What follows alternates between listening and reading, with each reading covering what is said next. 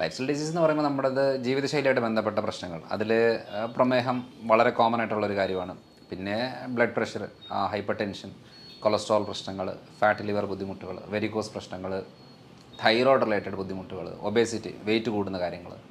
Wait കൂടുന്നു അല്ലെന്നുണ്ടെങ്കിൽ ശ്വാസം മുട്ടലുണ്ടാകുന്നു, കൊളസ്ട്രോൾ കൂടുന്നു, ഫാറ്റ് ലിവർ വരുന്നു, ഷുഗറിൽ ചെറിയ വേരിയേഷൻ വരുന്നു, യൂറിക് ആസിഡ് കൂടുന്നു എന്നൊക്കെ പറയുന്ന ചേഞ്ചസ് വരുമ്പോഴേ നമ്മൾ ആദ്യം ഫോക്കസ് ചെയ്യുന്നത് ചെറിയ അളവിൽ ഷുഗർ കൂടിയല്ലോ ഉടനെ ഒരു മരുന്ന് കഴിക്കാം എന്നുള്ളതാണ്.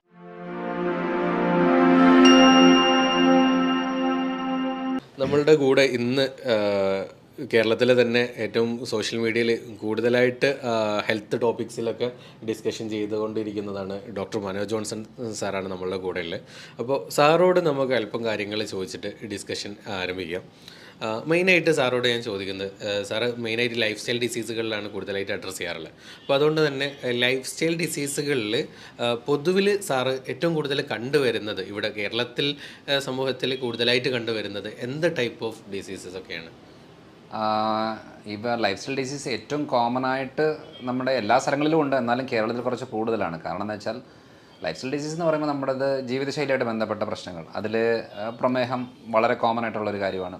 പിന്നെ blood pressure, hyper tension, cholesterol പ്രശ്നങ്ങൾ, ഫാറ്റ് ലിവർ ബുദ്ധിമുട്ടുകൾ, വെരിക്കോസ് പ്രശ്നങ്ങൾ, തൈറോയ്ഡ് റിലേറ്റഡ് ബുദ്ധിമുട്ടുകൾ, ഒബേസിറ്റി, വെയിറ്റ് കൂടുന്ന കാര്യങ്ങൾ.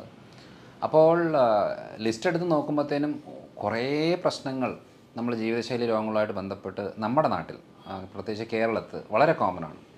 അപ്പോൾ അങ്ങനെ വരുമ്പം എന്തുകൊണ്ടാണ് ഇത്രയും കാര്യങ്ങൾ കോമൺ ആണെന്ന് സ്റ്റഡി ചെയ്ത് പോയപ്പോഴാണ് അതിൻ്റെ കാര്യങ്ങൾ എന്താണെന്ന് മനസ്സിലായത്. ഇന്ത്യയിൽ ഏറ്റവും കൂടുതൽ മരുന്ന് കഴിക്കുന്ന ഒരു സ്ഥലമാണ് കേരളം. കാരണം നമ്മുടെ മനോരമയുടെ ആ സർവേയിൽ തന്നെ പലർക്കും അറിയാം, ഒരു വ്യക്തി എന്ന് വെച്ചാൽ ഒരു സ്റ്റേറ്റിൽ 100-150 രൂപയാണ് ഒരു മാസം, അല്ലെങ്കിൽ ഒരു മാസം മരുന്നിന് വേണ്ടി ചിലവാക്കുന്ന സ്ഥലത്ത് കേരളത്തിൽ 2500 ചില്ലറ രൂപയാണ് ഒരാൾ ഒരു മാസം മരുന്നിന് വേണ്ടി ചിലവാക്കുന്നത്. അപ്പോൾ ഈ സർവേയിൽ നമുക്ക് മനസ്സിലാകുന്ന ഒരു കാര്യം എന്താണെന്ന് വെച്ചാൽ ഏറ്റവും കൂടുതൽ ആളുകൾ കോൺഷ്യസ് ആണ്, ഹെൽത്ത് കോൺഷ്യസ് ആണ് കേരളത്തിൽ. പക്ഷേ ആ ട്രാക്ക് ഒന്ന് മാറിപ്പോയി, അത്രയേ ഉള്ളൂ. കാരണം ജീവിതശൈലി രോഗങ്ങൾക്കും മരുന്ന് കഴിച്ചാൽ ശരിയാകും എന്നുള്ള ഒരു തെറ്റിദ്ധാരണ വരുമ്പോഴാണ് ഈ മരുന്നുകളുടെ എണ്ണം കൂടുന്നത്. കാരണം എന്താണ്, നമ്മളൊരു വെയിറ്റ് കൂടുന്നു അല്ലെന്നുണ്ടെങ്കിൽ ശ്വാസം മുട്ടലുണ്ടാകുന്നു, കൊളസ്ട്രോൾ കൂടുന്നു, ഫാറ്റ് ലിവർ വരുന്നു, ഷുഗറിൽ ചെറിയ വേരിയേഷൻ വരുന്നു, യൂറിക് ആസിഡ് കൂടുന്നു എന്നൊക്കെ പറയുന്ന ചേഞ്ചസ് വരുമ്പോഴേ നമ്മൾ ആദ്യം ഫോക്കസ് ചെയ്യുന്നത് ചെറിയ അളവിൽ ഷുഗർ കൂടിയല്ലോ ഉടനെ ഒരു മരുന്ന് കഴിക്കാം എന്നുള്ളതാണ്. പക്ഷേ അത് ഫുഡിൽ മാറ്റം വരുത്തി എക്സസൈസ് കറക്റ്റായിട്ട് ചെയ്തിച്ച് കുറയ്ക്കുക എന്നുള്ള മെത്തഡിനെക്കാട്ടിലും എളുപ്പപ്പണിയായിട്ട് നമ്മൾ ഒരു മരുന്ന് കഴിച്ചാൽ റെഡിയാകും എന്നുള്ളത് വിശ്വസിക്കുമ്പോഴാണ് ഏറ്റവും കൂടുതൽ തെറ്റ് വരുന്നത്. അതാണ് കേരളത്തിൽ ഏറ്റവും കൂടുതൽ കണ്ടുവരുന്നൊരു കാര്യം എന്ന് വെച്ചാൽ നമ്മളെല്ലാവരും എളുപ്പപ്പണിയിലെ ആൾക്കാരാണ്. നമുക്ക് ഭക്ഷണം ശ്രദ്ധിക്കാനോ അല്ലെങ്കിൽ ലൈഫ് സ്റ്റൈൽ നോക്കാനോ ഒന്നും പറ്റത്തില്ല. പക്ഷേ ഒരു ഈസി ആയിട്ട് ഒരു ഗുളികയോ ഒരു കഷായമോ ഒരു മരുന്നോ സിറപ്പോ ഇഞ്ചക്ഷനോ എന്തെങ്കിലും ഉണ്ടെങ്കിൽ അത് ഞാൻ നോക്കിക്കോളാം, അല്ലാതെ എനിക്ക് വേറെ കാര്യങ്ങൾ പറ്റുന്നില്ല എന്ന് വരുന്നതാണ് നമ്മുടെ കേരളത്തിലെ ഏറ്റവും വലിയൊരു പ്രശ്നം. പക്ഷേ ഒരു പ്രത്യേകത എന്താണെന്ന് വെച്ചാൽ ഈ ചികിത്സയോ മരുന്നോ ആശുപത്രികളോ ഡോക്ടർമാരോ മാറി മാറി ചെയ്തെങ്കിലും ഈ പ്രശ്നങ്ങൾ മാറുന്നില്ല. ഓരോ ദിവസവും പുതിയ പുതിയ രോഗങ്ങൾ, പുതിയ പുതിയ പ്രശ്നങ്ങൾ വന്നുകൊണ്ടിരിക്കുകയാണ്. വളരെ സിമ്പിളായിട്ടുള്ള എക്സാമ്പിൾ ഞാൻ പറയാം. ഇപ്പോൾ പ്രമേഹമുള്ള ഒരാൾ നമുക്ക് ഒരു ഹോസ്പിറ്റലിൽ പോകുന്നു, അതിനുള്ള മരുന്ന് കൊടുക്കുന്നു. 2 മാസം കഴിയുമ്പോഴത്തേനും അവർക്ക് വേറെ ഒരു പ്രശ്നം, അതല്ലെങ്കിൽ ഷുഗർ കൺട്രോൾ നിൽക്കുന്നില്ല. അപ്പോൾ എന്തായി, ഒരു ഗുളികയുടെ കൂടെ വേറൊരു ഗുളികയും കൂടെ ആഡ് ചെയ്തിട്ടാണ് കൊടുക്കുന്നത്.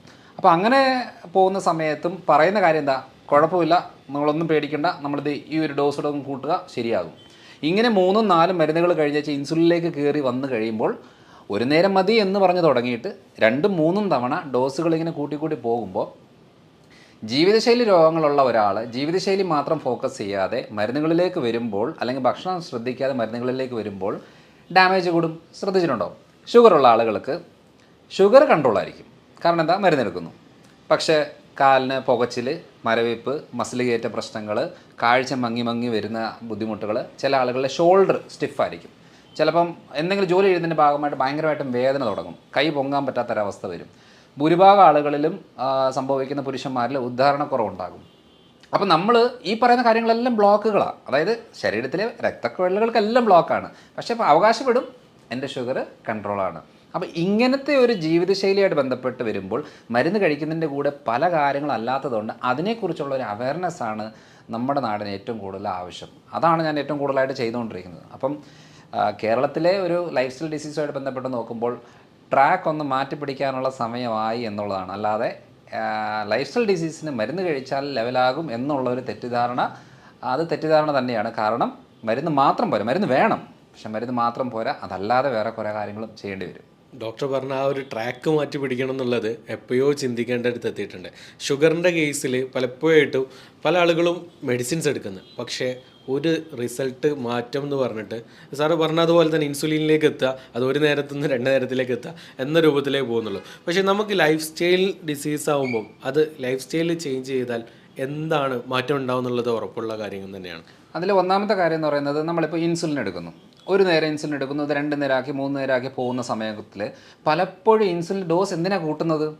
ആ ഡോസ് എടുത്തിട്ടും ഷുഗർ കൺട്രോൾ നിൽക്കാതെ വരുമ്പോഴാണ് ഡോസ് കൂട്ടുന്നത്. അപ്പോൾ നമുക്ക് ഡോസ് കൂട്ടാതെ എങ്ങനെ നോക്കാം?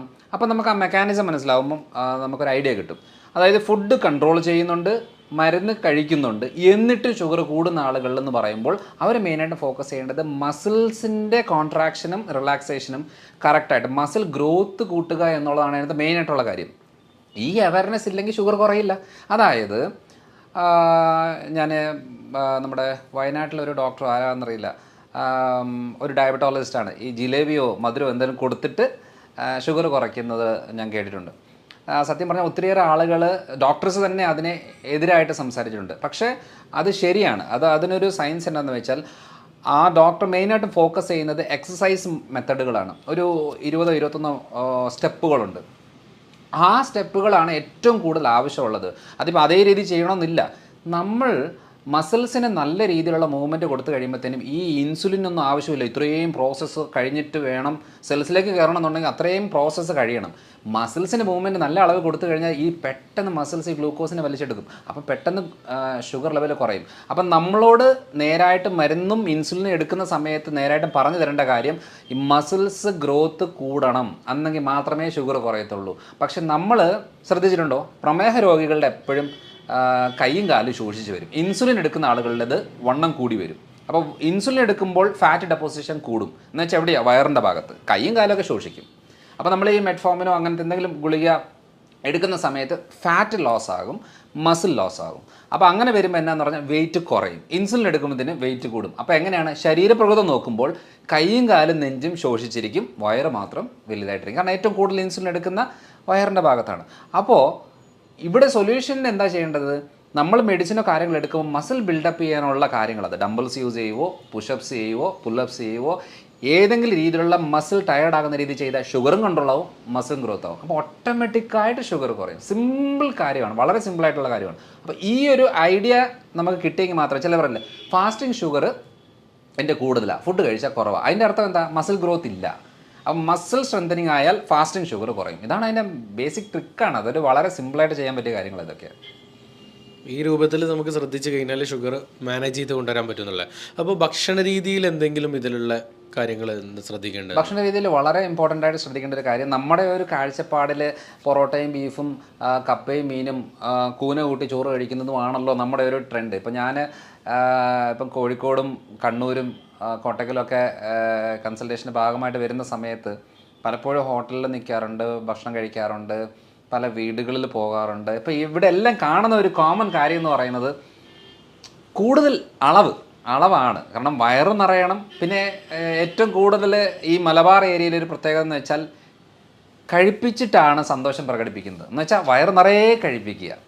അപ്പം നമ്മൾ പോയിട്ട് കുറച്ച് കഴിക്കുമ്പോഴത്തേനും പറയും, ഒന്നും കഴിക്കുന്നതിന് ഒന്നും ഇഷ്ടമായില്ലേ എന്നുള്ള രീതിയാണ്.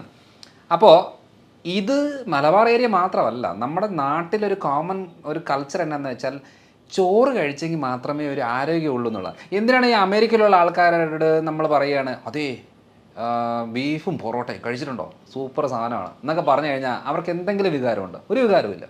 കപ്പയും മീനും നമുക്കാണെന്നുണ്ടെങ്കിൽ ഭയങ്കര എന്താ പറയുക, ഭയങ്കര ഒരു വികാരമാണ് കപ്പയും മീനും വരുമ്പോൾ. എന്തുകൊണ്ടാണ് യൂറോപ്യൻസിന് ഈ കപ്പയും മീനും പറയുമ്പോൾ ഒരു താല്പര്യമില്ലാത്തത്? കാരണം എന്താ വെച്ചാൽ നമ്മൾ പഠിച്ച് വളർന്ന് നമ്മുടെ നാട്ടുകാർ വീട്ടുകാർ എല്ലാം ഈ ഒരു കൾച്ചറിലേക്ക് വരുന്നത് കൊണ്ട് നമുക്കിത് വലിയ കാര്യമാണ്. അപ്പോൾ ആ ഒരു വലിയ കാര്യമായുള്ള സംഭവം നമ്മൾ പറയുകയാണെങ്കിൽ നമ്മുടെ ഒരു സ്ഥലത്ത് നിന്നുകൊണ്ട് നമ്മൾ പറയുകയാണെങ്കിൽ ഇതാണ് ഏറ്റവും നല്ല ഫുഡ് എന്ന് പറയുമ്പം അപ്പം നമ്മളൊരു അത് അടപ്പിച്ചെടുത്താൽ പ്രശ്നമാണ്. മുഴകളുണ്ടാകും, ഫാറ്റ് ലിവർ ഉണ്ടാകും, തൈറോയ്ഡ് തുടങ്ങും, പ്രമേഹം തുടങ്ങും, ബ്ലോക്ക് ഉണ്ടാകും, വെയിറ്റ് കൂടും എന്നൊക്കെ പറയുമ്പം അത് ഉൾക്കൊള്ളാൻ നമുക്ക് ഭയങ്കര ബുദ്ധിമുട്ടാണ്. കാരണം നമുക്ക് ഇഷ്ടമുള്ള സാധനം അത്. അപ്പോൾ അങ്ങനെ ഒരു ഭക്ഷണത്തിലേക്ക് നമ്മൾ ഡൈവേർട്ട് ചെയ്തെങ്കിൽ മാത്രമേ കാര്യമുള്ളൂ. ഇപ്പം ഒരു ഭക്ഷണം നമ്മൾ കഴിക്കുമ്പോൾ രാവിലെ നമുക്ക് ഇഡ്ഡലി, ദോശ, പുട്ട് ആണല്ലോ കോമൺ ആയിട്ട് നമ്മുടെ ഡയറ്റിലൊക്കെ വരുന്നത്. അതേപോലെ ഉച്ചയ്ക്ക് ചോറ്, കറികളൊക്കെ ആയിട്ട്, രാത്രിയിൽ ചിലപ്പോൾ ചപ്പാത്തിയോ പൊറോട്ടയോ അല്ലെന്നുണ്ടെങ്കിൽ അങ്ങനെ എന്തെങ്കിലുമൊക്കെ ആയിട്ട്. അപ്പോൾ അങ്ങനെ പല ടൈപ്പ്. അപ്പോൾ ഏറ്റവും കൂടുതൽ ഇപ്പം കണ്ടുവരുന്നത് നമ്മുടെ കുഴിമന്തി, ബിരിയാണി ഐറ്റംസ്, നമ്മുടെ ബാർബിക്യൂ, അൽഫാം രീതികൾ, ഇതൊക്കെയാണ് കോമൺ ആയിട്ട് വരുന്നത്. അപ്പം നമ്മൾ നോക്കുമ്പം ഇപ്പോൾ ഫോർ എക്സാമ്പിൾ നമ്മളിപ്പോൾ ഒരു ബാർബിക്യൂ കഴിക്കുകയാണ് അല്ലെങ്കിൽ അൽഫാം കഴിക്കുകയാണ്. അൽഫാം കഴിക്കുന്ന സമയത്ത് സാലഡ് കൂട്ടിയാണ് കഴിക്കുന്നതെങ്കിൽ ഷുഗർ കൂടത്തേയില്ല, സേഫാണ്. പക്ഷേ അൽഫാം കഴിക്കുന്ന സമയത്ത് നമ്മൾ ഈ കുബൂസും പൊറോട്ടയും ചപ്പാത്തിയും ആണ് കഴിക്കുന്നതെങ്കിൽ ഷുഗർ പെട്ടെന്ന് കൂടും. അപ്പോൾ നമുക്ക് ഷുഗറുള്ള ആളുകൾക്ക് ഏറ്റവും കുറവ് ഷുഗറായിട്ട് ഫുഡിലുള്ളത് വെജിറ്റബിൾസ്, പച്ചക്കറികളാണ്, ഇലക്കറികൾ. പിന്നെയുള്ളത് നോൺ വെജ് ഐറ്റംസ്, ഇറച്ചി, മീൻ, മുട്ട ഐറ്റംസ്. ഇതൊക്കെ എന്ന് പറയുന്നത് 30-40% ഉള്ളിലാണ് ഗ്ലൂക്കോസ് ലെവലൊക്കെ ഉള്ളത്. പിന്നെ നമുക്ക് പഴവർഗ്ഗങ്ങളിൽ നമ്മൾ ഏറ്റവും കൂടുതൽ തെറ്റിദ്ധാരണ എന്ന് പറഞ്ഞാൽ ഷുഗറുള്ള രോഗികൾക്ക് ഈ പഴങ്ങൾ അത്ര നല്ലതല്ല എന്ന രീതിയിൽ. ശരിയാണ്, നമുക്ക് ഏറ്റവും കൂടുതൽ എന്താ പറയുക, ചക്കപ്പഴം, മാങ്ങപ്പഴം, ഏത്തപ്പഴം, നല്ല പഴുത്ത ഏത്തപ്പഴം എന്നൊക്കെ പറയുന്നത് ഷുഗർ കൂട്ടാനുള്ള ഫ്രൂട്ട്സാണ്. പക്ഷേ പപ്പായ, പേരയ്ക്ക, apple, mosambi, orange, Musk melon എന്നൊക്കെ പറയുന്ന പല ടൈപ്പ് ഫ്രൂട്ട്സ്, ചെറുപഴം, ഇതൊക്കെ എന്ന് പറയുന്നത് ഷുഗർ രോഗികൾ നിർബന്ധമായിട്ടും കഴിക്കണം. കാരണം പ്രമേഹമുള്ള ആളുകളിൽ ഏറ്റവും കൂടുതൽ ഡാമേജ് വരുന്നത് ഹാർട്ട് റിലേറ്റഡ് ബ്ലോക്കുമായിട്ട് ബന്ധപ്പെട്ടോ അറ്റാക്കോ സ്ട്രോക്കോ ആണ് അവരുടെ കോംപ്ലിക്കേഷൻ മെയിനായിട്ട്, അല്ലെങ്കിൽ കിഡ്നി റിലേറ്റഡ്. അപ്പോൾ ഈ അറ്റാക്കും സ്ട്രോക്കും ഒക്കെ നമുക്ക് പ്രിവെൻറ്റ് ചെയ്യണമെന്നുണ്ടെങ്കിൽ നമുക്ക് നല്ല ആൻറ്റി ഓക്സിഡൻസ് വേണം. അപ്പം വൈറ്റമിൻസ്, മിനറൽസ് കൂടുതലുള്ളത് പഴവർഗ്ഗങ്ങളിലാണ്. അപ്പം എന്താ ഷുഗർ കൂടുമെന്ന് പറഞ്ഞാൽ ഇത് മാറ്റി വെച്ചിട്ട് നോർമലായിട്ടുള്ള കാര്യങ്ങൾ എടുക്കുമ്പോൾ എന്നാ സംഭവിക്കുന്നത് വെച്ചാൽ ഹാർട്ട് റിലേറ്റഡ് ആയിട്ടുള്ള, ബ്ലഡ് വെസൽ റിലേറ്റഡ് ആയിട്ടുള്ള പ്രശ്നങ്ങൾ തുടങ്ങും. അതുകൊണ്ട് ഇങ്ങനത്തെ ഫുഡ് ഉൾപ്പെടുത്തണം സത്യം പറഞ്ഞാൽ. അപ്പോൾ എന്താ ചെയ്യേണ്ടത്, മെയിൻ ഫുഡ് ഈ നല്ല പഴുത്ത ചക്ക കഴിക്കാതിരിക്കുകയാണ് നല്ലത്. പച്ച ചക്ക, നമ്മൾ ചക്ക വേവിച്ചൊക്കെ കഴിക്കത്തില്ലേ, അത് ഓക്കെയാണ്. അതേപോലെ മാങ്ങ, പച്ചമാങ്ങയായിട്ട് ഉൾപ്പെടുത്താം. കൂടുതൽ പഴിക്കുന്നതനുസരിച്ച് ഷുഗർ കൂടുന്നൊരു സാഹചര്യം വരും. അപ്പം ഇതൊരു 40-50% ഷുഗർ ലെവൽ ഉള്ളതാണ്. പിന്നെയുള്ള ഒരു 50-60% ഷുഗർ ലെവലുള്ളത് പയറുപരിപ്പ് വർഗ്ഗങ്ങൾ, അതായത് ചെറുപയർ, വൻപയർ, കടല, മുതിര, ഉഴുന്ന്, പരിപ്പ്, അങ്ങനത്തെ കുറേ പയറുപരിപ്പ് വർഗ്ഗങ്ങളിലാണ് ഒരു 50-60% ഗ്ലൂക്കോസ് ലെവലുണ്ട്. അപ്പം കമ്പാരിറ്റീവ്ലി വെജിറ്റേറിയൻസിന് നമുക്ക് ബെറ്ററായിട്ട് പറയുന്നത് പനീർ, മഷ്റൂം, ഈ സാധനങ്ങൾക്കൊക്കെ, ഈ ഭക്ഷണങ്ങളിലൊക്കെ നമുക്ക് ഷുഗർ ലെവൽ അധികമില്ല. ഇതൊരു 10, 20, 30% നിൽക്കുന്ന കാര്യങ്ങളാണ്. അപ്പോൾ 50% ഉള്ളിൽ നിൽക്കുന്ന ഭക്ഷണങ്ങളെ കുറച്ച് അളവ് കൂട്ടുക. ഇനി 50% കൂടുതലുള്ള ഭക്ഷണങ്ങളുണ്ട്. ഇപ്പോൾ ഓട്സ് ഒരു 60, 65, 70 ആ റേഞ്ചിലാണ് ഓട്സിനകത്ത് ഗ്ലൂക്കോസ് ലെവൽ വരുന്നത്. ഒരു 70-75 വരെ മില്ലറ്റ്സ്, നമ്മുടെ റാഗി, തിന, ചാമ എന്നൊക്കെ പറയുന്ന ഇതിലെല്ലാം വരും. പിന്നെ ഒരു 75-80 ഉള്ളിലാണ് അരി, ഗോതമ്പൊക്കെ വരുന്നത്. കാരണം പലപ്പോഴും പറയാറുണ്ട് ഈ ഷുഗർ ആയതുകൊണ്ട് ഞാൻ ചോറ് മാറ്റി ചപ്പാത്തി ആക്കി എന്ന് പറയാറുണ്ട്. എൻ്റെ അർത്ഥം അതിന് പ്രത്യേകിച്ച് വലിയ മെച്ചമൊന്നുമില്ല. 3 ചപ്പാത്തി കഴിക്കുന്നതും 2 തവി ചോറ് കഴിക്കുന്നതൊക്കെ ഏകദേശം സെയിമാണ്. കാരണം ഇതിൻ്റെ കണ്ടൻറ്റ് ഏകദേശം സെയിം ഒക്കെ തന്നെയാണ്. ഒരു ചപ്പാത്തിയിൽ ഒതുക്കുമായിരുന്നെങ്കിൽ ശരിയായിരുന്നു നമ്മൾ പറയാം. അത് പിന്നെ ചോറ് കുറച്ചാലും ഓക്കെയാണ്, ചപ്പാത്തി തന്നെ കഴിക്കണം നിർബന്ധമില്ല. അപ്പോൾ ഈ ഒരു അളവിലാണ്. പിന്നെ ഒരു 80% ഉള്ളത് ഈ കിഴങ്ങ് വർഗ്ഗങ്ങളിലാണ്. ഈ പ്രത്യേകിച്ചും ഈ കപ്പ, നമ്മുടെ കോട്ടയം പാല ഭാഗത്തൊക്കെ കപ്പ എന്ന് പറയുന്നത്. അപ്പോൾ ഈ ടപ്പിയോക്ക കപ്പ എന്ന് പറയുന്നത് ഹൈ ഷുഗർ കണ്ടൻറ്റാണ്. പിന്നെ ചേമ്പ്, ചേന, കാച്ചിൽ എന്നൊക്കെ പറയുന്നത് കപ്പയുടെ അത്രയില്ല, പക്ഷേ കമ്പാരിറ്റീവ് ബെറ്ററാണ്. പക്ഷേ കിഴങ്ങ് വർഗ്ഗങ്ങളിൽ ഏറ്റവും നല്ല ഒരു ഭക്ഷണം എന്ന് പറയുന്നത്, നമ്മൾ ഏറ്റവും കൂടുതൽ പ്രൊമോട്ട് ചെയ്യുന്നൊരു കാര്യം എന്ന് പറയുന്നത് മധുരക്കിഴങ്ങാണ്. മധുരക്കിഴങ്ങ് നമ്മുടെ ഈ പറയുന്ന കഴിക്കുമ്പോൾ ചെറിയൊരു മധുരം തോന്നുമെന്നുണ്ടെങ്കിലും ഈ കപ്പയുടെ അത്രയും ഡേഞ്ചർ അല്ല. അപ്പം അത് ഷുഗർ ഉള്ളവർക്കും കുറച്ച് അളവിൽ കഴിക്കുന്നതുകൊണ്ട് യാതൊരു കുഴപ്പവും ഇല്ല. അപ്പോൾ ഈ ഒരു അളവിൽ നമ്മളിപ്പോൾ നോക്കുമ്പോൾ അളവ് കൂട്ടുകയും കുറയ്ക്കാനായിട്ട് നമ്മൾ അറിഞ്ഞെങ്കിൽ മാത്രമേ ഈ കാര്യം നടക്കത്തുള്ളൂ. അപ്പോൾ ആ ഒരു രീതി വന്നെങ്കിൽ നമുക്ക് കുറച്ചുകൂടെ സ്പീഡപ്പായിട്ട് കാര്യങ്ങൾ, അതായത് 50% താഴോട്ടുള്ള ഗ്ലൂക്കോസ് ലെവലുള്ള ഭക്ഷണത്തിനെ കുറച്ച് അളവ് കൂട്ടിയിട്ട് 50% മുകളിലോട്ടുള്ള ഗ്ലൂക്കോസ് ലെവൽ അളവിന് കുറച്ച് കഴിഞ്ഞാൽ ഈസി ആയിട്ട് ഷുഗർ കൺട്രോൾ ചെയ്യാം. ഇതാണ് മെയിനായിട്ടുള്ളത് ഫുഡിനകത്ത്. നമ്മളെ നാട്ടിലുള്ള ജനങ്ങളുടെ ഒരു പൊതുവിലെ കാഴ്ചപ്പാട് എന്ന് പറഞ്ഞാൽ അരിഭക്ഷണമാണല്ലോ, രാവിലെ ആയാലും ഉച്ചയായാലും രാത്രി ആയാലും. അപ്പം അത് കുറയ്ക്കുന്നേരം നമ്മൾ ഈ പറഞ്ഞ ബാക്കി ഐറ്റംസ് കൂട്ടിയെടുക്കുകയാണ് ചെയ്യേണ്ടത്. അപ്പോൾ എനർജി ലെവലിൽ അവർക്ക് ബാധിക്കില്ല എന്നുള്ള പൊതുവിലൊരു കാഴ്ചപ്പാട്, അരിഭക്ഷണം കുറച്ചാൽ ക്ഷീണിച്ച് പോവും, കുഴങ്ങിപ്പോവും, കിടന്നു പോകും എന്ന് പറയുന്നൊരു കാഴ്ചപ്പാടുണ്ട്. ഇപ്പം ഞാനൊരു കഴിഞ്ഞ ഒരു 6 മാസമായിട്ട് അരിഭക്ഷണം അങ്ങനെ അധികം കഴിക്കാറില്ല. ഞാൻ ചോറ് കഴിച്ചിട്ടേ ഇല്ല ഒരു 6 മാസമായിട്ട്. അപ്പം അതൊരു തെറ്റിദ്ധാരണയാണ്. ഞാൻ എൻ്റെ ശരീരത്തിൽ ഒരു അപ്ലൈ ചെയ്ത ഒരു മെത്തഡാണിത്. അല്ല, സാർ ഇത്രയായിട്ട് കഴിച്ചിട്ടില്ല എന്നുള്ളത് തന്നെ വലിയ അത്ഭുതമുണ്ട്. കാരണം സാറുടെ ആ ഒരു ബോഡി ഇത് വെച്ച് നോക്കുന്ന നേരം ഭയങ്കര എനർജറ്റിക് ആണ്. ആ എനർജിയാണ് ഞാനിപ്പോൾ പറയാൻ വന്നത്. കാരണം എന്താണെന്ന് വെച്ചാൽ ഞാനൊരു 2 ദോശ കഴിച്ച് കൺസൾട്ടേഷൻ ഇരുന്ന് കഴിഞ്ഞാൽ 11 മണിയാകുമ്പോഴത്തേന് എനിക്ക് വിശപ്പ് തുടങ്ങും. കാരണം എന്ന് വെച്ചാൽ കഴിച്ചു, വയറ് നിറഞ്ഞു, പക്ഷേ 2-2.5 മണിക്കൂർ കൊണ്ട് എനിക്ക് വിശക്കും. അപ്പോൾ വിശന്ന് കഴിഞ്ഞാൽ പിന്നെ എന്തെങ്കിലും കഴിക്കണം, അല്ലാതെ പറ്റത്തില്ല. പക്ഷേ രാവിലെ ഞാനൊരു 1/2 ഏത്തപ്പഴം, ഒരു 2 മുട്ട പുഴുങ്ങിയത്, കുറച്ച് നട്ട്സ്, ഇതാണ് ഞാൻ എൻ്റെ പൊതുവെ രാവിലത്തെ ബ്രേക്ക്ഫാസ്റ്റായിട്ട് ഞാൻ കഴിക്കുന്നത്. ഇത് കഴിച്ചു കഴിഞ്ഞാൽ എനിക്കൊരു 1 മണി, 1:30, 2 ആയാലും എനിക്ക് ആ എനർജി കിട്ടും. ഈ പറയുന്ന കാര്യങ്ങൾ ഞാൻ ഉച്ചയ്ക്കാണെന്നുണ്ടെങ്കിൽ മെയിനായിട്ടും ഫിഷാണ് മെയിനായിട്ട് കഴിക്കുന്നത്. ഒരു അയലയുടെ സൈസ് ഉണ്ടെങ്കിൽ ഒരു മീൻ, മത്തിയുടെ സൈസ് ചെറിയ സൈസ് ആണെങ്കിൽ 3-4 മീൻ, പിന്നെ അവിയൽ, തോരന്, ഉപ്പേരി, മെഴുക്കോട്ട് ഐറ്റംസ്, ഇതാണ് എൻ്റെ ഉച്ചയ്ക്കത്തെ ഫുഡ്. ഇത് കഴിച്ചേച്ച് ഞാൻ തിരിച്ചു പോയിട്ട് എന്തെങ്കിലും ഒരു മീറ്റിങ്ങിലോ ഫംഗ്ഷനിലോ കൺസൾട്ടേഷനിലോ ഇരുന്ന് കഴിഞ്ഞാൽ എനിക്ക് നല്ല എനർജിയാണ്. ചോറ് കഴിച്ചേച്ച് പോയി ഇരുന്ന് കഴിഞ്ഞാൽ എനിക്ക് തൂങ്ങും. അതായത് എനിക്ക് സംസാരിക്കാൻ വലിയ താല്പര്യം തോന്നത്തില്ല, ഒന്നിനോടൊരു ഉന്മേഷമില്ല. എനിക്ക് എനർജി കിട്ടുന്നത് അത് കഴിക്കാത്ത സമയത്താണെന്ന് തിരിച്ചറിഞ്ഞപ്പോഴാണ് ഞാൻ മനസ്സിലാക്കിയത് വെറുതെ എന്തിനാണ് ഈ സാധനങ്ങളൊക്കെ കഴിക്കേണ്ട ആവശ്യം. അതങ്ങ് ഞാൻ സ്റ്റോപ്പ് ചെയ്തേച്ച് ഈ ഒരു രീതിയിലേക്ക് ഡയറ്റ് വന്നപ്പോഴത്തേനും എനിക്ക് നല്ല എനർജിയായി. അപ്പോൾ ഭൂരിഭാഗം ആൾക്കാർ ഇപ്പോൾ പറഞ്ഞൊരു തെറ്റിദ്ധാരണയുണ്ട്, നമ്മൾ ഈ അരി സാധനമോ അല്ലെങ്കിൽ ഗോതമ്പോ അങ്ങനെ എന്തെങ്കിലും ഒന്നും കഴിച്ചില്ല എന്നുണ്ടെങ്കിൽ ചിലപ്പോൾ ശരീരം ശോഷിച്ച് വരും, മെലിഞ്ഞ് വരും, എനർജി കുറയും, ക്ഷീണം ഉണ്ടാകും എന്നുള്ളതോട് അതൊന്നും ഒരു സത്യമാണ്. നമുക്ക് ആവശ്യം, അതായത് നമുക്ക് ഗ്ലൂക്കോസ് ആവശ്യമാണ്. ഈ ഗ്ലൂക്കോസ് ആവശ്യം എന്ന് പറയുമ്പോൾ അരിയുടെ രൂപത്തിൽ തന്നെ ഗ്ലൂക്കോസ് കഴിക്കണമെന്ന് ഒരു നിർബന്ധമില്ല. ഇപ്പം ഞാൻ ഉച്ചയ്ക്ക് ചിലപ്പോൾ ഈ വാഴയ്ക്ക ചെറുതായിട്ട് ഇതാക്കി തേങ്ങയൊക്കെ ഇട്ട് ഒരു അവിയൽ ഫോമിലാക്കി കഴിക്കും. അതേപോലെ വാഴക്കൂമ്പ്, ചുണ്ടെന്നൊക്കെ പറയില്ലേ, വാഴക്കൂമ്പും വൻപയറും മിക്സ് ചെയ്തിട്ട് തോരനാക്കി കഴിക്കും. ഇതിനകത്തെല്ലാം കാർബോഹൈഡ്രേറ്റ് ഉണ്ട്. 80% ഇല്ല, 60% ഉള്ളു എന്നുള്ളതേ ഉള്ളൂ. അതായത് നമുക്ക് കിട്ടേണ്ട എനർജി കിട്ടി, ഈ രൂപത്തിൽ തന്നെ കിട്ടണമെന്ന് വാശി പിടിക്കുമ്പോൾ മാത്രമേ നമുക്ക് ഈ പ്രശ്നമുള്ളൂ. അപ്പോൾ ആ ഒരു രീതിയിൽ നമുക്ക് മനസ്സിലാക്കി കഴിഞ്ഞാൽ മാത്രമേ എങ്ങനെ ഇതിനെ മാനേജ് ചെയ്യണം. അതുകൊണ്ട് വണ്ണം കുറയും, സത്യം പറഞ്ഞാൽ വണ്ണം കുറയും. ഗ്രെയിൻസ് കട്ട് ചെയ്താൽ വണ്ണം കുറയും. എനിക്ക് 2 കിലോ കുറഞ്ഞു, ഇപ്പം ഞാൻ 4 കിലോ കൂടി. കാരണം വേറെ ഒന്നുമല്ല, പ്രോട്ടീനും ഫാറ്റും വൈറ്റമിൻസും മിനറൽസും ബോഡിയിലേക്ക് സപ്ലൈ ചെയ്തു, കാർബോഹൈഡ്രേറ്റ് കുറച്ചു. ഇതാണ് ഞാൻ ചെയ്തിട്ട് എന്തായി, ഞാൻ ഫിസിക്കൽ വർക്കൗട്ട് ചെയ്യാൻ തുടങ്ങി. അതായത് ഒരു ദിവസം ഞാനൊരു 3/4 മണിക്കൂർ ജിം വർക്കൗട്ടുകൾ വീട്ടിൽ തന്നെ, അല്ലാതെ ജിമ്മിൽ പോയിട്ട് നമ്മൾ ഇതുണ്ട്, കുറച്ച് പുഷപ്സ്, ഡംബിൾസ് ചെയ്യുന്നത്, അതേപോലെ കുറച്ച് സ്ട്രെച്ചിങ് കാര്യങ്ങൾ, ബെഞ്ച് പ്രസ്, അങ്ങനത്തെ 3-4 കാര്യങ്ങൾ ഞാൻ ഒരു 3/4 മണിക്കൂർ കൊണ്ട് ചെയ്തു വന്നു. അന്നേരം എന്താ സംഭവിക്കുന്നത് വെച്ചാൽ മസിൽ കുറച്ച് ഗ്രോത്ത് ആകാൻ തുടങ്ങി. നമ്മളെപ്പോഴാണ് ഭക്ഷണം നിയന്ത്രിച്ച് മസിലിന് വർക്കൗട്ട് കൊടുത്തില്ലെന്നുണ്ടെങ്കിൽ എന്താ സംഭവിക്കുന്നത്, നമ്മൾ മെലിഞ്ഞ് ശോഷിച്ച് വണ്ണം കുറഞ്ഞ് വരും, ക്ഷീണം ഉണ്ടാവും. നമ്മൾ പ്രോട്ടീനും ഫാറ്റും വൈറ്റമിൻസും മിനറൽസും കുറച്ച് കാർബ്സും ഒക്കെ സപ്ലൈ ചെയ്തിട്ട് ഫിസിക്കൽ വർക്കൗട്ട് ഒന്ന് കൂട്ടിക്കഴിഞ്ഞാൽ ബോഡി നമുക്ക് മെയിൻറ്റെയിൻ ചെയ്യാൻ പറ്റും. ഇല്ലെങ്കിൽ എന്നാ സംഭവിക്കുന്നത് വെച്ചാൽ, ഇപ്പം കോമണായിട്ട് പറയുന്ന പോലെ ഇതൊന്നും കഴിച്ചില്ലെന്നുണ്ടെങ്കിൽ ഭക്ഷണമായിട്ട് കൂട്ടത്തേ ഇല്ല. പലപ്പോഴും കൺസൾട്ടേഷൻ വരുമ്പം 2 ആഴ്ച കഴിഞ്ഞ് വരുമ്പം നമ്മൾ ചോദിക്കും, എന്നാ ഉണ്ട്, നല്ല മാറ്റമുണ്ട്, കുഴപ്പമൊന്നുമില്ല, പിന്നെ ഞാൻ ഭക്ഷണം ഒന്നും ഇല്ല, ഞാൻ പട്ടിണിയാണ് ശരിക്കും പറയാം. അപ്പോൾ ഞാൻ ചോദിക്കും, രാവിലെ എന്താ കഴിക്കുന്നത്? രാവിലെ ഡോക്ടർ പറഞ്ഞ പോലെ കുറച്ച് ഏത്തപ്പഴം കുറച്ച് കഴിക്കും, കുറച്ച് മുട്ട ഓംലെറ്റ് ആക്കി കഴിക്കും എന്നൊക്കെ പറയും. ഓ ശരി. 11 മണിക്കോ 11 മണിക്കോ ഒരു പേരയ്ക്കോ അങ്ങനെ എന്തെങ്കിലും കഴിക്കും. ഉച്ചയ്ക്ക് കുറച്ച് മീനും കറികളൊക്കെ ആയിട്ട് കഴിക്കും. രാത്രി ഞാൻ സൂപ്പും വെജിറ്റബിൾസോ അല്ലെങ്കിൽ കുറച്ച് ചിക്കനോ അങ്ങനെ എന്തെങ്കിലും ആയിരിക്കും കഴിക്കുന്നത്. അപ്പോൾ ഞാൻ ചോദിച്ചു, നിങ്ങൾ പട്ടിണിയാന്ന് പറഞ്ഞതോ?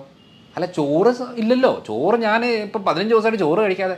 അത് നമ്മളെ മലയാളികൾക്കുള്ള വേറൊരു സംഭവമാണ്. നേരത്തെ മരുന്നില്ല എന്ന് പറഞ്ഞാൽ അസുഖം മാറില്ല എന്ന് ചിന്തിക്കുന്നത് പോലെ അരിഭക്ഷണം ഇല്ലെങ്കിൽ ഭക്ഷണം ഇല്ല, അത് പട്ടിണിയാന്നാ.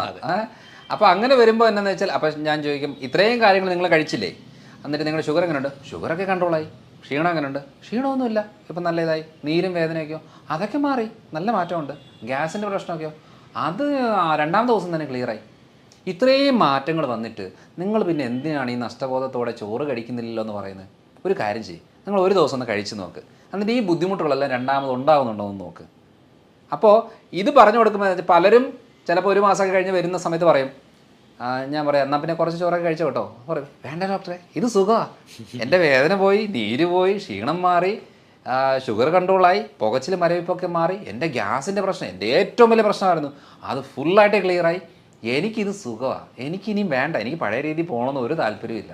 അപ്പം നമ്മൾ ചെയ്യുന്നത് എന്താ, ഒരു ലൈഫ് സ്റ്റൈൽ പറഞ്ഞു കൊടുത്തേച്ച് ചെയ്യിപ്പിച്ചിട്ട് അതിൻ്റെ എക്സ്പീരിയൻസ് വരുമ്പോൾ മാത്രമേ അവർക്കത് ഉൾക്കൊള്ളാൻ പറ്റത്തുള്ളൂ. അല്ലെങ്കിൽ ദൈവമേ ഇതൊക്കെ ഇങ്ങനെ കഴിച്ച് എങ്ങനെ ജീവിക്കും എന്ന് ചോദിക്കുന്നുണ്ട്. ഇപ്പോൾ ഞാനിപ്പോൾ പുറത്ത് പോകുന്ന സമയങ്ങളിലൊക്കെ എനിക്ക് വീട്ടിലെ ഒരു പ്രോട്ടോക്കോൾ ചെയ്യാൻ പറ്റത്തില്ല. അപ്പോൾ ഞാനിപ്പോൾ പുറത്ത് പോകുമ്പം ബിരിയാണി കഴിച്ചു എന്ന് വെച്ചു. ബിരിയാണി ഞാൻ ആ ഒരു ചിക്കൻ പീസ് ഉണ്ടെങ്കിൽ 2 ചിക്കൻ പീസ് എടുത്തേച്ച് ഒരു ഇത്രയും അതിൻ്റെ റൈസ് ഇത്രയും എടുക്കുള്ളൂ. അപ്പോൾ നോക്കുമ്പം എൻ്റെ ബിരിയാണി മൊത്തം വേസ്റ്റാണ്. കാരണം അത് ചോറ് മൊത്തം ഞാൻ കഴിക്കത്തില്ല.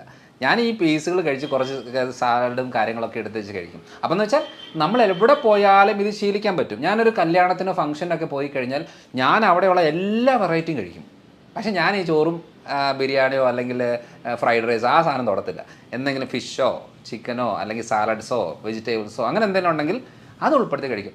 അപ്പോൾ അങ്ങനെ വരുമ്പോൾ എന്നാന്ന് വെച്ചാൽ നമ്മൾ ശ്രദ്ധിച്ചിട്ടുണ്ടോ, കല്യാണമോ ഫംഗ്ഷനോ പരിപാടിയൊക്കെ നമ്മൾ ഫുഡ് കഴിച്ച് കഴിഞ്ഞാൽ ഭയങ്കര ക്ഷീണമാണ്. പിന്നെ നമുക്ക് ആ ദിവസം ഒന്നിനും നമ്മളെ കൊണ്ട് കൊള്ളത്തില്ല. എവിടെയെങ്കിലും പോയി കടന്നാൽ മതി, ഇരുന്നാൽ മതി എന്നല്ലാതെ വേറൊരു ചിന്തയും കാണത്തില്ല. കാരണം എന്താണെന്നറിയോ, ഈ കഴിച്ച് അടിച്ച് കുഴച്ച് കയറ്റി കഴിയുമ്പോണ്ടല്ലോ ശരീരത്തിന് ആകെ വിഷമമാണ്, ബുദ്ധിമുട്ടാണ്. അപ്പോൾ എന്ത് ചെയ്യും, ഇനിയും ഈ വ്യക്തിക്ക് ഒരു എനർജി കൊടുത്തു കഴിഞ്ഞാൽ ഇവൻ വീണ്ടും പോയി കഴിക്കും.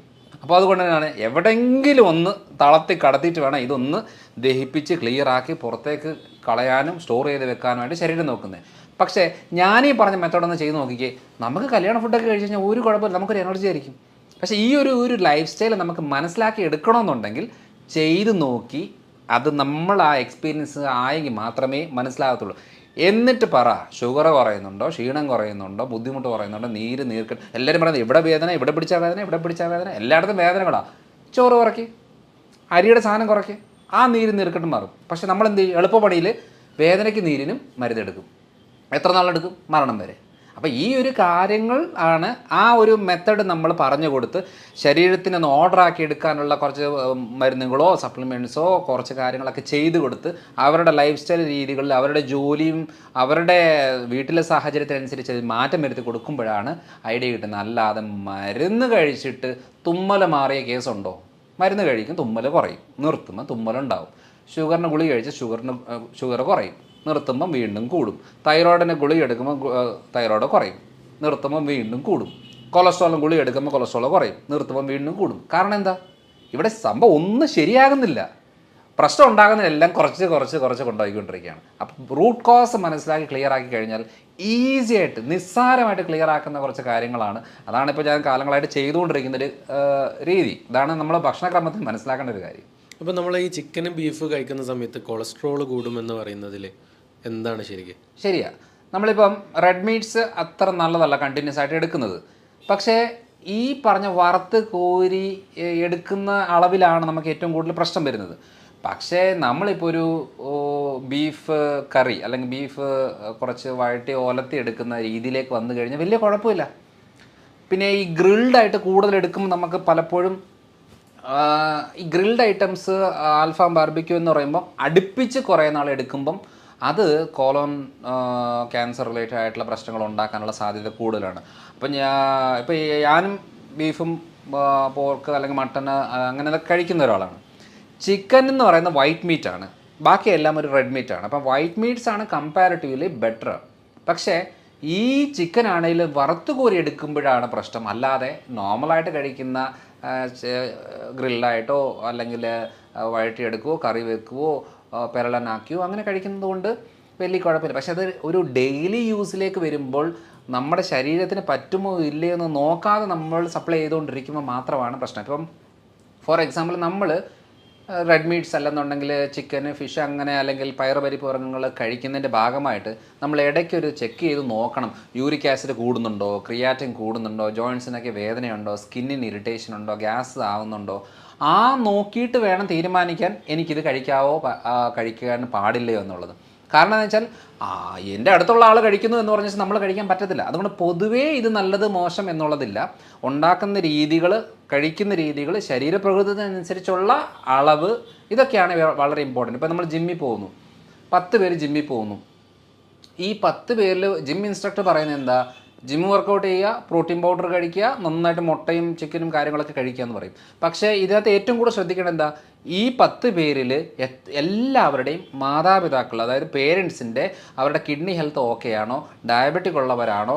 അപ്പം കൂടുതൽ ആൾക്കാരുടെ നമ്മൾ ശ്രദ്ധിക്കേണ്ടത് അപ്പനും അമ്മയ്ക്ക് ക്രിയാറ്റിൻ ലെവൽ കൂടുവോ, കിഡ്നി ഫെയിലിയർ വന്ന് മരിക്കുവോ, അറ്റാക്ക് വന്ന് മരിക്കുവോ ഒക്കെ ഉള്ള ആളുകളുടെ മക്കൾക്കും ആ ടെൻഡൻസി കൂടുതലാണ്. അപ്പോൾ ഇവർ ഈ പറയുന്ന പോലത്തെ രീതിയിൽ ചിക്കനും ഫിഷും അല്ലെന്നുണ്ടെങ്കിൽ പ്രോട്ടീൻ പൗഡറുകളും മുട്ടയും അങ്ങനെ കൂടുതൽ എടുത്തു കഴിഞ്ഞാൽ കിഡ്നി ഫെയിലിയർ ആവും. അപ്പോൾ ഇത് മനസ്സിലാക്കണമെന്നുണ്ടെങ്കിൽ നമ്മൾക്ക് പറ്റുമോ ഇല്ലയോ എന്നുള്ളതാണ് അറിയേണ്ടത്. അല്ലാതെ ഇപ്പം ഒരു സാധാരണ തെറ്റിദ്ധാരണ എന്നറിയോ, മുട്ട കഴിച്ചാൽ കൊളസ്ട്രോൾ, പ്രത്യേകിച്ച് മുട്ടയുടെ മഞ്ഞ, ഈ മഞ്ഞക്കറി കഴിക്കുമ്പോൾ കൊളസ്ട്രോൾ ഉണ്ടാകും എന്ന് പറയുന്നത്, ഇപ്പം ഞാൻ 10-11 കൊല്ലമായിട്ട് ഒരു ദിവസം മിനിമം 3-4 മുട്ട കഴിക്കും ഒരു ദിവസം. അപ്പോൾ എൻ്റെ വീട്ടിൽ ഏറ്റവും കൂടുതൽ ചിലവ് വരുന്ന ഒരു ആഹാരവസ്ഥയാണ് മുട്ട. കാരണം ഞാൻ ട്രേയിലാണ് കൊണ്ടുവരുന്നത്, 4-5 ട്രേ ആണ് ഒരാഴ്ചത്തേക്ക് കൊണ്ടുവരുന്നത്. കാരണം എൻ്റെ വീട്ടിൽ എല്ലാവരും മുട്ട കഴിക്കുന്നവരാണ്. എൻ്റെ വീട്ടിൽ അങ്ങനെ അരിക്ക് ഉപയോഗമില്ല അധികം, പക്ഷേ മുട്ട കൂടുതൽ കഴിക്കും. പക്ഷേ എൻ്റെ കൊളസ്ട്രോൾ 135-140 ആ റേഞ്ചിലേ ഉള്ളൂ. ഇതുവരെ അതിൻ്റെ മുകളിലോട്ടും പോയിട്ടില്ല. അപ്പോൾ ഞാൻ പറഞ്ഞു വന്നതെന്നു വെച്ചാൽ, മുട്ട കഴിച്ചിട്ടാണ് കൊളസ്ട്രോൾ ഉണ്ടാകുന്നതെങ്കിൽ വെറുതെ പുല്ല് തിന്നുന്ന പശുവിൻ്റെ ശരീരത്തിൽ എന്തോരം കൊളസ്ട്രോൾ, എന്തോരം കൊഴുപ്പ്, പാല് നിറയെ കൊഴുപ്പ്, ശരീരത്തിലും കൊഴുപ്പ്. പോത്തിറച്ചി കഴിച്ചാൽ കൊളസ്ട്രോൾ വരുന്നതിൻ്റെ പറഞ്ഞാൽ പോത്ത് എന്താണ്, മുട്ട കഴിച്ചിട്ടാണോ കൊളസ്ട്രോൾ ഉണ്ടായത്? അല്ല, വെറുതെ പുല്ല് തിന്ന പോത്തിനും കൊളസ്ട്രോൾ ഉണ്ടാകും. ഇങ്ങനെയാണ് ലിവറാണ് ഉണ്ടാക്കുന്നത്. അപ്പം നമ്മൾ ഹെൽത്തി ഫാറ്റ് ബോഡിയിലേക്ക് സപ്ലൈ ചെയ്താൽ അധികം ഫാറ്റ് ബോഡി ഉണ്ടാക്കത്തില്ല. അപ്പം ലിവർ കുറച്ചുകൂടെ സേഫാണ്. നമ്മൾ എന്ത് ചെയ്യുന്നു, അത് കൊഴുപ്പ് ഇത് കൊഴുപ്പ് ഇത് കൊഴുപ്പ് എന്ന് പറഞ്ഞാൽ മാറ്റി വെച്ച് നമ്മളുള്ള കാർബോഹൈഡ്രേറ്റ് മൊത്തം കഴിക്കുമ്പോൾ 3 ദോശ കഴിച്ചാൽ 1 ദോശ ഉപയോഗിക്കും, 2 ദോശ കൊഴുപ്പാക്കി ലിവർ കയറ്റി വെക്കും. അതാണ് ഈ ഫാറ്റ് ലിവർ ഉണ്ടാകുന്നത്. ചിലർ സ്ത്രീകളത് പറയും, ഞാൻ മദ്യം കഴിക്കാറില്ല, എനിക്ക് എങ്ങനെയാണ് ഗ്രേഡ് 2 ഫാറ്റ് ലിവർ വരുന്നത്? സിമ്പിൾ, രാവിലെ അരി, ഉച്ചയ്ക്ക് അരി, രാത്രി അരി, വേറെ വെറൈറ്റി ആയിട്ട് കഴിക്കുന്നു എന്നുള്ളതേ ഉള്ളൂ. സാധനം എല്ലാം സെയിമാണ്. മദ്യത്തിന് എൻഡ് പ്രൊഡക്റ്റ് ഗ്ലൂക്കോസ്, ഈ പറയുന്ന കാർബോഹൈഡ്രേറ്റ് എന്ന് പറയുന്ന അരിയും ഗോതമ്പ് സാധനങ്ങൾ എൻഡ് പ്രൊഡക്റ്റ് ഗ്ലൂക്കോസ്. അപ്പോൾ കണ്ടൻറ്റ് സെയിം ആണ്. നമ്മൾ ഇത് ഒഫീഷ്യലായിട്ട് ഡൈനിങ് ടേബിൾ വെച്ചിരുന്ന് കഴിക്കുന്നു, അത് കുറച്ച് മാറി ഇരുന്ന് കഴിക്കുന്നു. എത്ര മാത്രമേ ഡിഫറൻസ് ഉള്ളൂ, സെയിം സാധനമാണ്. അതുകൊണ്ട് കൊളസ്ട്രോൾ പേടിച്ച് മാറ്റി വെക്കുന്നവരെ ശ്രദ്ധിച്ചോണം. 3 നേരം കഞ്ഞി കുടിച്ചാൽ അത് മതി ബ്ലോക്ക് ഉണ്ടാകാൻ. അല്ലാതെ ഈ മുട്ടയും ഇറച്ചിയും മീനും കഴിക്കുന്നതുകൊണ്ടല്ല കൊളസ്ട്രോൾ ഉണ്ടാകുന്നത്. അങ്ങനെയാണെന്നുണ്ടെങ്കിൽ ഈ പറയുന്ന കടുവയും പുലിയും സിംഹവും ഒക്കെ പണ്ടേ അറ്റാക്ക് വന്ന് മരിക്കേണ്ടതല്ലേ? കാരണം ഫുൾ ടൈം കഴിക്കുന്നത് ഈ ബീഫും ഇതൊക്കെ തന്നെയല്ലേ. അല്ലാതെ പ്രത്യേകിച്ച് അത് പഴങ്ങൾ കഴിക്കുന്നില്ല, ഇലക്കറികൾ കഴിക്കുന്നില്ല, പച്ചക്കറികളില്ല, ഒരു സാധനം കഴിക്കാതെ വെറുതെ ഇത് കഴിച്ചുകൊണ്ടിരിക്കുന്ന ഈ മൃഗങ്ങളൊക്കെ പണ്ടേ അറ്റാക്ക് വന്ന് തട്ടി പോകേണ്ടതല്ലേ? പോകുന്നില്ല. കാരണം എന്താ? കാരണം ആ ശരീരപ്രകൃതത്തിൻ്റെ മനസ്സിലാക്കേണ്ട ഒരു കാര്യം എന്ന് വെച്ചാൽ, അതുകൊണ്ട് ശ്രദ്ധിച്ചാൽ മതി. അതുകൊണ്ട് ഈ പറയുന്ന മൃഗങ്ങളൊക്കെ സ്ലിമ്മായിട്ട് സ്കെൽട്ടായിട്ടിരിക്കും. ഈ ഫുൾ ടൈം പഴങ്ങൾ കഴിക്കുന്ന ചിമ്പാഞ്ചിയെ കണ്ടിട്ടില്ലേ? ഇങ്ങനെയായിരിക്കുന്നത്. ആനയെ കണ്ടിട്ടില്ലേ? ഇങ്ങനെയായിരിക്കുന്നത്. എന്തുവാ? മുട്ടയുടെ മഞ്ഞയില്ല, ബീഫില്ല, ചിക്കനില്ല, ഒരു സാധനമില്ല. പക്ഷേ അതുകൊണ്ടാണ് വെജിറ്റേറിയൻ എന്ന് പറയുമ്പോൾ നമ്മൾ കൂടുതലും ഇഡ്ഡലിയും ദോശയും ഇടിയപ്പം, അതേപോലെ ഉഴുന്നുവട, പരിപ്പുവട എന്നൊക്കെ പറയുന്ന സാധനങ്ങളാണല്ലോ ശുദ്ധ വെജിറ്റേറിയൻ എന്ന് പറയുന്ന ആൾക്കാർ കഴിക്കുന്നത്. അവർക്കാണല്ലോ ഏറ്റവും കൂടുതൽ ബ്ലോക്ക് വരുന്നത്. എന്നാൽ പിന്നെ അവർക്ക് കൊളസ്ട്രോൾ വരാൻ പാടില്ല ഈ ഇത് കഴിക്കാതിരുന്നാൽ. അതുകൊണ്ട് ഭക്ഷണം എന്ന് പറയുമ്പം ഭക്ഷണത്തിലെ കൊഴുപ്പ് എന്ന് പറഞ്ഞാൽ ഒരു 20-25% മാത്രമേ ഭക്ഷണത്തിലെ കൊഴുപ്പ് കൂട്ടത്തുള്ളൂ. ബാക്കി 75% ശരീരമാണ് ഉണ്ടാക്കുന്നത്. അതിൻ്റെ റോ മെറ്റീരിയൽ എന്ന് പറയുന്നത് കാർബോഹൈഡ്രേറ്റ് ആണ്. അതിൽ തീരുമാനമാക്കിയെങ്കിൽ കൊളസ്ട്രോൾ കുറയും. ഞാൻ എപ്പോഴും പറയുന്നത്, നിങ്ങളൊരു കാര്യം ചെയ്യും, ഈ പറയുന്ന തുടങ്ങുന്നതിന് മുമ്പ് കൊളസ്ട്രോൾ ആണോ, നിങ്ങൾ മുട്ട കഴിച്ച കൊളസ്ട്രോൾ ഉണ്ടോ, ഇപ്പം നിങ്ങളൊരു ലിപ്പിഡ് പ്രൊഫൈൽ ചെക്ക് ചെയ്യും, കൊളസ്ട്രോളും കാര്യങ്ങളെല്ലാം നോക്ക്. അടുപ്പിച്ച് 2 ആഴ്ച എല്ലാ ദിവസവും ഓരോ മുട്ട കഴിക്കുക. എന്നിട്ട് ചോറ് ഈ മധുരവും ബേക്കറിയൊക്കെ ഒന്ന് കുറയ്ക്കുക. എന്നിട്ട് 2 ആഴ്ച കഴിഞ്ഞ് ഒന്നുകൂടെ കൊളസ്ട്രോൾ ചെക്ക് ചെയ്യും. നിങ്ങളുടെ കൊളസ്ട്രോൾ കുറയുന്നുണ്ടോ, ഡെയിലി ഓരോ മുട്ട കഴിക്കും. കുറയുന്നില്ലേ, നിങ്ങൾ മുട്ട കഴിക്കണ്ട. അങ്ങനെയാണ് തീരുമാനിക്കേണ്ടത്. അല്ലാതെ പൊതുവേ ബീഫിന് പ്രശ്നമാണ്, പോത്ത് പ്രശ്നമാണ്, അല്ലെങ്കിൽ ചിക്കൻ പ്രശ്നമാണ്, മുട്ട പ്രശ്നമാണ് എന്ന് പറഞ്ഞ് വെച്ചിരിക്കുക. അതൊക്കെ വറുത്ത് കോരി അതിനെ വല്ലാത്ത രീതിയിൽ ആക്കി എടുക്കുമ്പോൾ മാത്രമേ പ്രശ്നമുള്ളൂ. അല്ലാതെ ഇതൊന്നും ഒരു പ്രശ്നമല്ല. ഇതൊക്കെ നമുക്ക് നിസ്സാരമായിട്ട് നമ്മുടെ ഈ വിശ്വാസവും ശരീരവും തമ്മിൽ യാതൊരു ബന്ധവുമില്ല. വിശ്വാസം എന്തും ആയിക്കോട്ടെ, എനിക്കത് ഈ മതഗ്രന്ഥത്തിൽ ഇത് കഴിക്കാൻ പാടില്ല, ഓക്കെ, കഴിക്കണ്ട. പക്ഷേ ശരീരത്തിന് പാടുണ്ടോ ഇല്ലയോ എന്നുള്ളത് നോക്കേണ്ട ആവശ്യമില്ല. കാരണം എന്ന് വെച്ചാൽ ശരീരത്തിന് ആവശ്യം പാമ്പിനെ കഴിച്ചാലും ശരീരം നോക്കുന്നത് പ്രോട്ടീനും ഫാറ്റും ഒക്കെ ആയിട്ടാണ്. അല്ലാതെ നമുക്കത് ഇഷ്ടമുണ്ടോ ഇഷ്ടമില്ല എന്നുള്ളത് രണ്ടാമത്തെ കാര്യം. ശരീരത്തിൻ്റെ എല്ലാം സെയിമാണ്. ഇതാണ് മെയിനായിട്ടും ഫുഡിൽ നമ്മൾ ശ്രദ്ധിക്കേണ്ടത്.